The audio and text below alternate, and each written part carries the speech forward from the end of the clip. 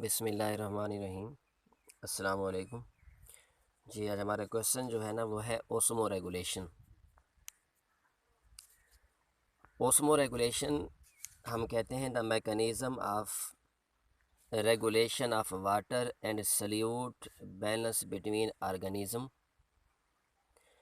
And its environment. Organism और उसके environment या ऑर्गेनिज़म की बॉडी के सेल और उसके इन्वायरमेंट के दरमियान वाटर और साल्ट का बैलेंस जो मेंटेन किया जाता है, इसके मेंटेन करने का नाम क्या है? Osmo regulation. ये डेफिनेशन तो पहले भी पढ़ी हुई है, बस इसको समझना, इस टर्म को हमने समझना है। अब क्वेश्चन यहाँ पर ये बनते हैं कि हमारी बॉडी के अंदर या बाकी लिविंग ऑर्गेनिज्म की बॉडी के अंदर ओस्मो रेगुलेशन की ज़रूरत क्यों पेश आती है? Need for osmoregulation. जी, ओस्मो रेगुलेशन की ज़रूरत हमें होती है for the balance of water and solutes in the body are cells के बॉडी या बॉडी के सेल के अंदर वाटर और साल्ट का जो बैलेंस होता है उसको मेंटेन रखने के लिए हमें किसकी ज़रूरत पड़ती है? Osmo regulation. क्योंकि वो जो मैकेनिज़्म है जिसके ज़रिए हम वाटर और साल्ट का बैलेंस मेंटेन रखते हैं, उस मैकेनिज़्म का नाम है ओस्मो रेगुलेशन। नेक्स्ट हमें बताया कि each cell has specific quantity of water in relation to salt to perform its proper function. जब हम अपनी एग्जांपल लें ना ह्यूमंस की, अपनी बॉडी के एक सेल को देखें तो हमारी बॉडी के हर सेल के अंदर वाटर की एक स्पेसिफिक क्वांटिटी होती है, एक ख़ास मिकदार होती है वाटर की।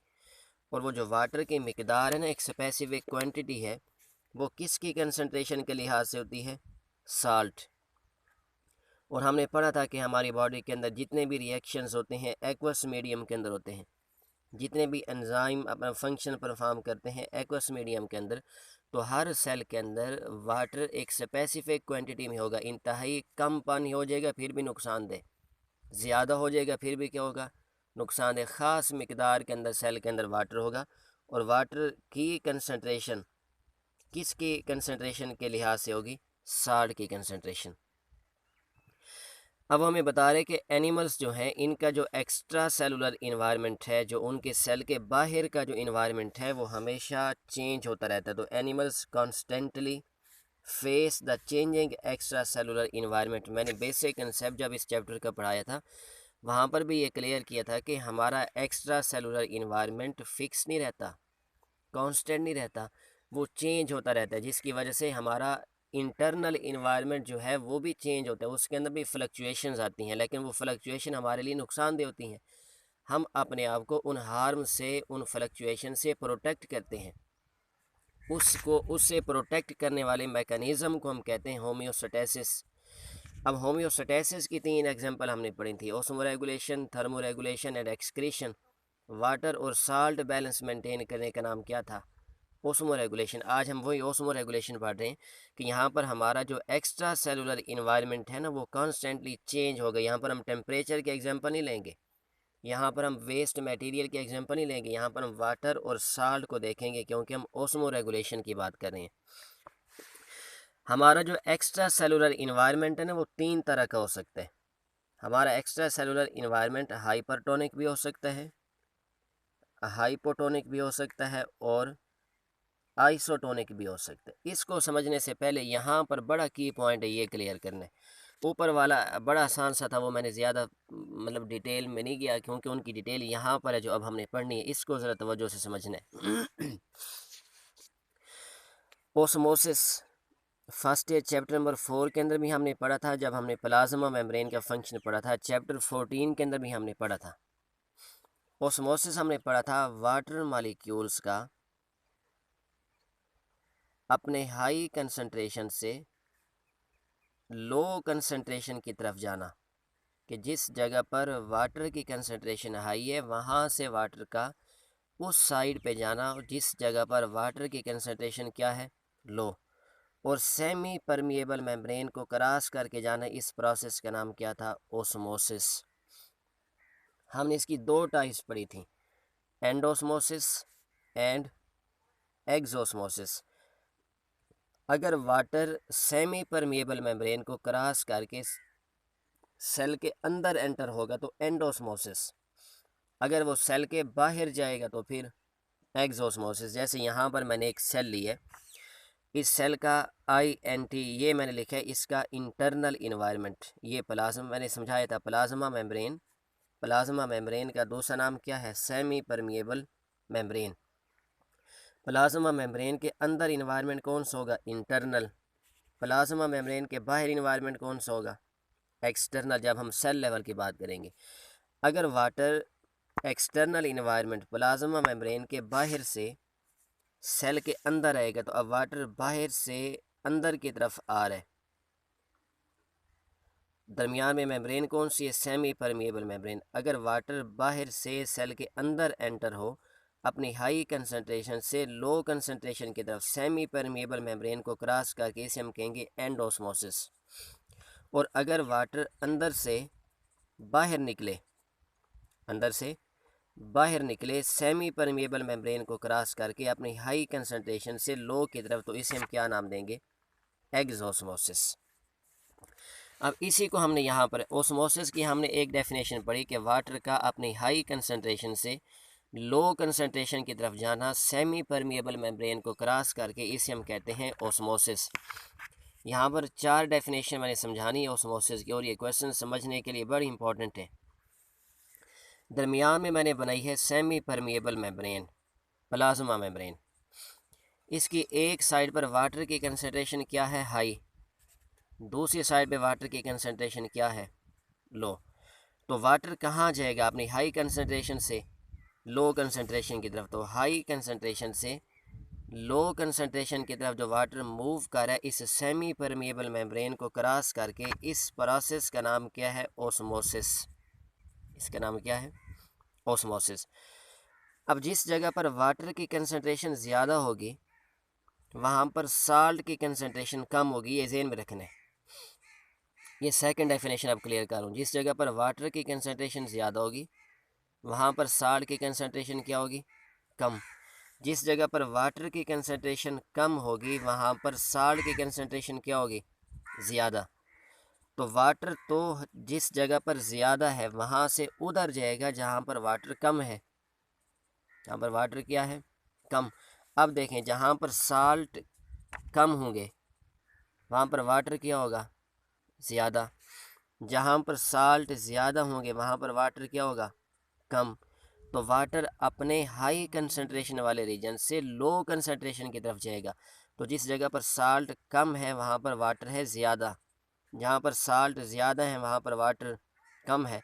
The movement of water molecule from the region of low salt concentration, जिस जगह पर साल्ट कंसंट्रेशन लो होगी वहाँ पर वाटर क्या होगा? हाई। जहाँ पर साल्ट हाई होगा वहाँ पर वाटर क्या होगा? लो होगा। The movement of water from low concentration of salt towards the high concentration of salt is also called osmosis. ये सेकंड डेफिनेशन है। मेम्ब्रेन दरमियान में कौन सी होगी? Semi permeable. हमने केमिस्ट्री में पढ़ा था कि जब वाटर के अंदर साल्ट वगैरह को, सल्यूट को डिज़ोल्व करें तो सोल्यूशन बनते हैं। अगर वाटर ज़्यादा हो साल्ट कम हो तो जो सोल्यूशन बनेगा ना वो होगा डाइल्यूट। डाइल्यूट कहते हैं पतला। पानी ज़्यादा हो साल्ट कम हो तो पतला सोल्यूशन बनेगा, डाइल्यूट। अगर पानी कम हो, वाटर कम हो, साल्ट ज़्यादा हो तो सोल्यूशन कौन सा होगा? कंसंट्रेटेड। अब तीसरी डेफिनेशन ऑस्मोसिस की क्लियर करूँ। जहाँ पर वाटर ज़्यादा है साल्ट कम, वो सोल्यूशन कौन सा है? डाइल्यूट।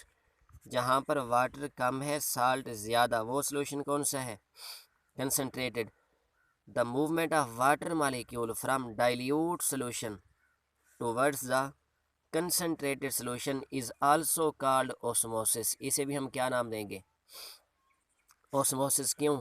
क्योंकि जिस जगह पर डाइल्यूट सोल्यूशन होगा वहाँ पर वाटर क्या होगा? हाई। जहाँ पर कंसंट्रेटेड सोल्यूशन होगा वहाँ पर वाटर क्या होगा? कम। तो वाटर तो अपने हाई से लो की तरफ जाएगा ना, तो जहाँ पर वाटर हाई होगा वो सोल्यूशन डाइल्यूट है, तो वाटर का डाइल्यूट सोल्यूशन से कंसंट्रेटेड की तरफ जाना सेमी परमिएबल को क्रॉस करके, इसे भी हम क्या नाम देते हैं? ओस्मोसिस। जिस जगह पर वाटर ज़्यादा हो साल्ट कम हो, सोल्यूशन तो है वो डाइल्यूट, लेकिन उस जगह पर जो इन्वायरमेंट वो होगा ना, जिस जगह पर वाटर ज़्यादा होगा साल्ट कम होंगे, वो इन्वायरमेंट होगा हाइपोटोनिक। इन्वायरमेंट कौन सा बनेगा? हाइपोटोनिक। जिस जगह पर वाटर कम हो साल्ट ज़्यादा हो तो ये इन्वायरमेंट कौन सा बनेगा? हाइपरटोनिक। जी, जिस जगह पर वाटर कम होगा साल्ट ज़्यादा होंगे, सोल्यूशन तो है वो कंसनट्रेटेड, लेकिन इन्वायरमेंट कौन सा बनेगा? हाइपरटोनिक। हाइपोटोनिक कौन सा होगा? जहाँ पर वाटर ज़्यादा होगा साल्ट क्या होंगे? कम, वो इन्वायरमेंट है हाइपोटोनिक। जहाँ पर वाटर कम हो साल्ट ज़्यादा हो वो कौन सा है? हाइपरटोनिक। हाइपो कम को शो कर रहे, हाइपर ज़्यादा को शो कर रहे, टॉनिक सल्यूट की कंसनट्रेशन को शो कर रहे। जहाँ पर सल्यूट कम होंगे वाटर ज़्यादा होगा, हाइपोटोनिक। जहाँ पर सल्यूट साल्ट ज़्यादा होगा वाटर कम होगा, वो कौन सा होगा? हाइपरटोनिक। तो वाटर हाइपोटोनिक से हाइपरटोनिक की तरफ जाएगा, क्योंकि हाइपोटोनिक में वाटर क्या है? ज़्यादा। हाइपरटोनिक में वाटर क्या है? कम। तो हाइपोटोनिक से हाइपरटोनिक की तरफ वाटर की मूवमेंट सेमी परमिएबल मेम्ब्रेन को क्रॉस करके, इसका नाम भी ओस्मोसिस। तो 4 डेफिनेशन होगी। The movement of water molecule from the region of high water concentration to the region of low water concentration through semi permeable membrane is called osmosis. The movement of water, movement water की देखनी हमने। The movement of water molecule from the region of low salt concentration to the region of high salt concentration, क्योंकि जहाँ पर salt कम होंगे वहाँ पर water क्या होगा? ज़्यादा।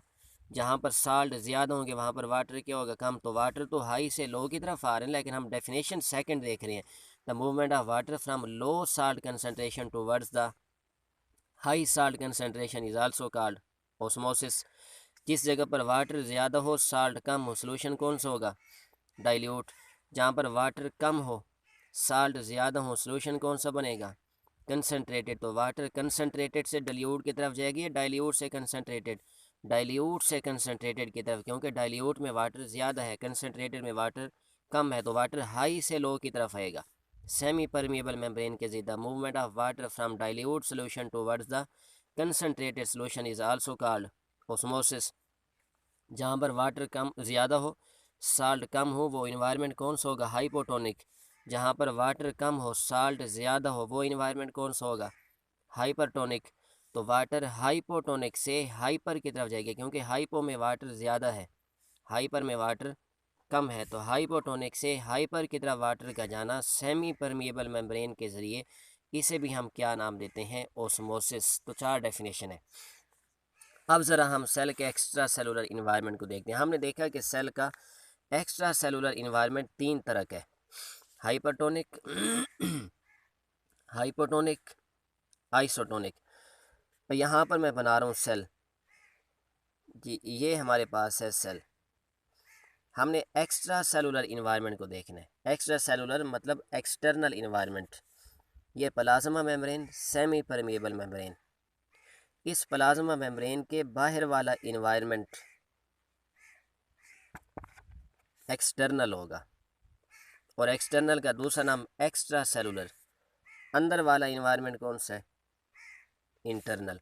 उसे मैं बताया कि एक्स्ट्रा सेलुलर इन्वायरमेंट हमने लेने 3 तरह के हैं, हाइपर, हाइपो और आइसो। सेल के बाहर वाला इन्वायरमेंट सबसे पहले हम कौन सा लेंगे? हाइपरटोनिक।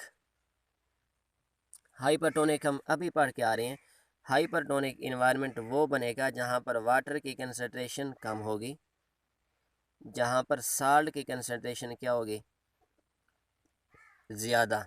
ये इन्वायरमेंट कौन सा है? हाइपरटोनिक। जब बाहर वाला हाइपरटोनिक है तो अंदर वाला जो है ये उसका बिल्कुल रिवर्स होगा, कि अंदर अब इंटरनल वाटर, बाहर वाटर कम है तो अंदर वाटर क्या है? ज़्यादा। बाहर साल्ट ज़्यादा है तो अंदर साल्ट क्या है? कम। अब बाहर हाइपरटोनिक इन्वायरमेंट है, अंदर कौन से? हाइपोटोनिक। अंदर कौन से? हाइपो। बाहर वाटर कम है, अंदर वाटर क्या है? ज़्यादा। बाहर साल्ट ज़्यादा है, अंदर साल्ट क्या है? कम। तो वाटर तो जहाँ पर वाटर ज़्यादा होगा वहाँ से उधर जाएगा जहाँ पर वाटर क्या होगा? कम।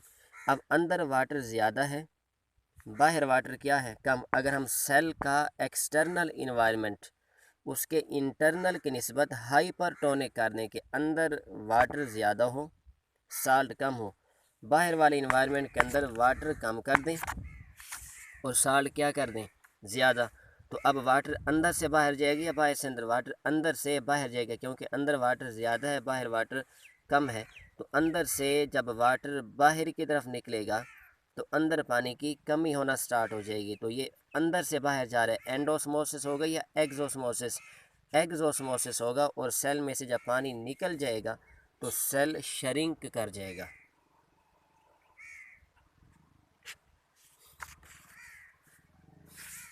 और सेकंड हमारे पास जो इन्वायरमेंट है वो है हाइपोटोनिक। एक्सटर्नल इन्वायरमेंट अब हमने कौन सा रखना है, हाइपोटोनिक। इंटरनल के लिहाज से यहाँ पर बाहर वाले में, अब हाइपोटोनिक में वाटर क्या होगा, बाहर ज़्यादा, साल्ट क्या होंगे, कम। अंदर क्या बनेगा, हाइपरटोनिक, अंदर वाटर क्या हो जाएगा, कम, साल्ट क्या हो जाएंगे, ज़्यादा। अब वाटर अंदर से बाहर जाएगी या बाहर से अंदर? बाहर वाटर ज़्यादा है, अंदर वाटर कम है, तो बाहर से वाटर अंदर है, तो अब सेल के अंदर वाटर ज़्यादा होना स्टार्ट हो जाएगा, सेल हो जाएगा टर्जिड। और अगर एनिमल सेल होगा तो ये लाइसिस भी हो सकती है, टूट भी सकते हैं। तो अगर हम इन्वायरमेंट रखें आइसोटोनिक, आइसो कहते हैं सेम, टोनिक सल्यूट कंसनट्रेशन को कहते हैं।